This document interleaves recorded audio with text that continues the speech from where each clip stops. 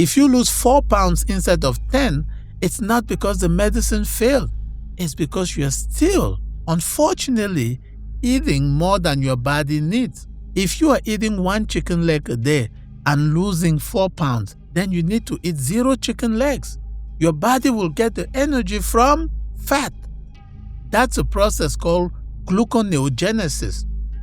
Your body breaks down stored fat to make up the deficit. That is how you lose weight. There is no magic. It's just physics. Welcome to your daily health briefing. I'm Dr. Albert Takem. This show is here to help you navigate the complex U.S. medical system, one step at a time. Whether you are decoding a new diagnosis, fighting for a referral, or just trying to stay informed, you are in the right place. Let's get into the science. My patient Doug lost 10 pounds on Zepbound. He was thrilled. Then he asked me, "Doctor, when I reach my goal weight, do I have to stop? Because everyone says you gain 60% of the weight back." So I said, "Doug, everyone who stops doing what made them lose weight gains the weight back. That's not a GLP-1 problem. That's a physics problem." Today, I'm going to destroy the 3 biggest myths about GLP-1 medications, because these myths are keeping people from getting treatment for a disease that's killing them silently. Let me give you 3 patients, 3 big myths, 3 truths. Doug is in his 60s. He lost 10 pounds on Zepbound, 15 milligrams. BMI dropping towards normal. His wife Stacy lost weight too. She told him she would never ever go back to being overweight. Doug's myth: I will have to stop the medicine eventually, then I will gain it all back. Natasha is 48. She had a below knee amputation. She is wheelchair bound. On Wegovy, she told me, "Every time I take Wegovy, it makes me throw up." So I said, "Wow, that means it's working." She said, "But I'm still gaining weight." And she gained 18 pounds since the last visit. Her myth: the medicine isn't working for me. Let's turn over to Tanya. She's 52. On Mounjaro 10 milligrams. Lost only 4 pounds in a month. And she told me, "Doc, Mounjaro doesn't work for my body type. I lost more weight on Ozempic." Her myth: some GLP-1s work better than others for certain body types. So there you have 3 patients, 3 myths. So let me destroy them one at a time. Are you ready? Let's get into the science, okay? This is always one of my favorite parts of the show.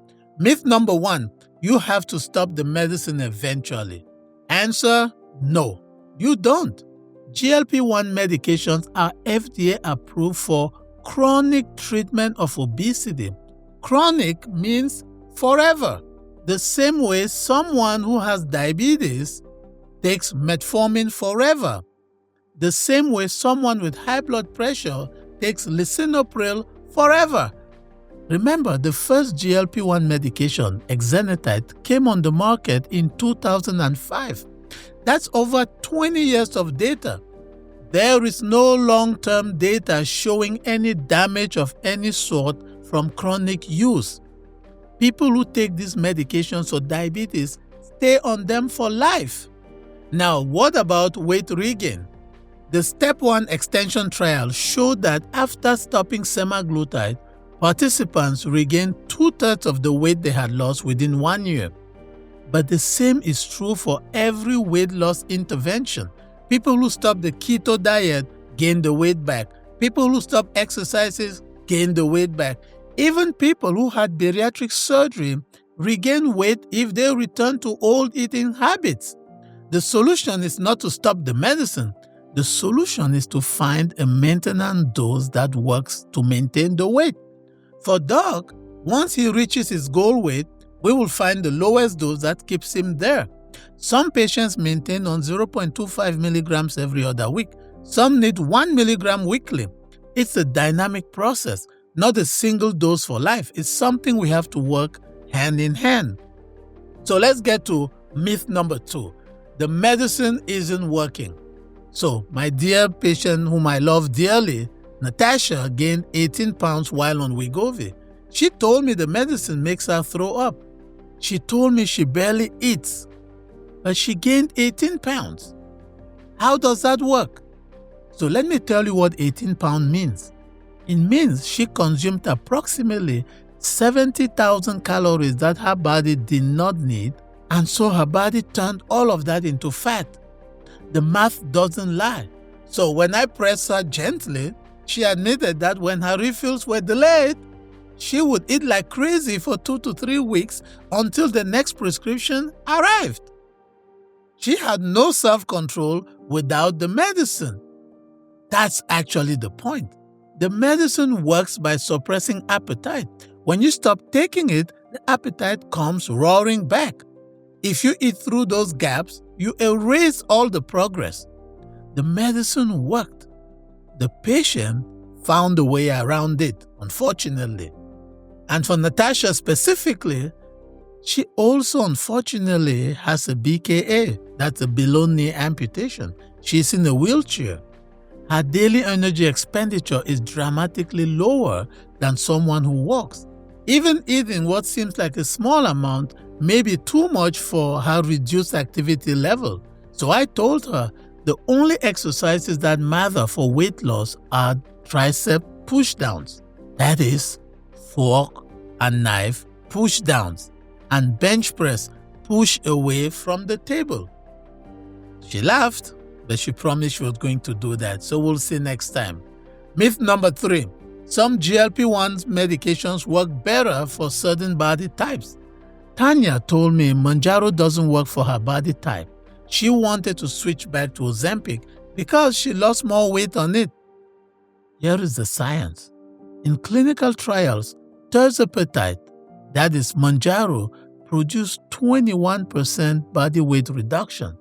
Semaglutide, that is Ozempic, produced 15%.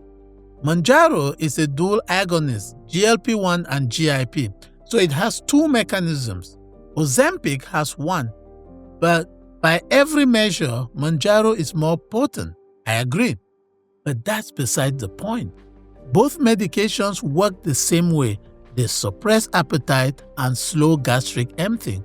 They do not have metabolic activity. That is, they don't make your body burn calories as some people think.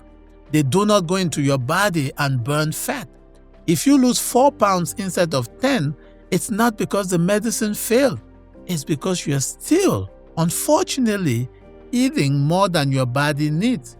So I told her, if you are eating 1 chicken leg a day and losing 4 pounds, then you need to eat 0 chicken legs. Your body will get the energy from fat. That's a process called gluconeogenesis. Your body breaks down stored fat to make up the deficit. That is how you lose weight. There is no magic. It's just physics. Now, I know these conversations are uncomfortable. Nobody wants to hear that the medicine is working and they are the variable. But that's exactly why I have these conversations, because the alternative is worse. The alternative is Natasha staying in a wheelchair, gaining weight, and unfortunately they don't make wheelchairs any bigger. The alternative is Tanya blaming the medicine and switching from drug to drug, never addressing the real issue. The alternative is Doug stopping the medicine at his goal weight and watching the scale climb back up.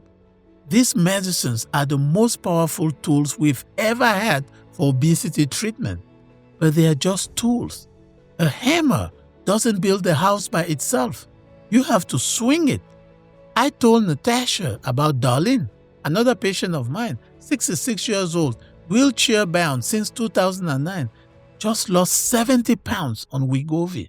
Same medicine, same situation, older patient, more limited, but she worked with the medicine instead of around it. If Darlene can do it at 66 in a wheelchair, Natasha can do it at 48. So, as we wrap up this episode, let's get into your action items for this week. So these are 3 truths that I would like you to use to replace the 3 myths we just covered. Truth number 1, You can stay on a GLP-1 medication for life. They are approved for chronic treatment. Work with your doctor to find a maintenance dose. Truth number 2, if you are not losing weight on the medicine, you are eating too much. The medicine suppresses appetite. If you eat through suppression, the medicine cannot save you. So track your calories. Truth number 3, there is no body type that responds to one GLP-1 better than the other. They are all the same. The variable is how much you eat. Give your body fewer calories than it needs, and you will lose weight on any one of them. On this note, I am Dr. Albert Takem. I will see you on the next one, because the fight for your health doesn't stop here. This has been the Daily Brief. Medicine is not about certainty. It is about responsibility. Decisions are often made with incomplete information, but they are always made with your safety in mind. In a system that can feel rushed and fragmented, you deserve clarity, continuity, and an advocate who sees the whole picture. I am Dr. Albert Takem, your physician ally, high-level science, human-level care. I will see you at the next briefing, or I will see you in the clinic.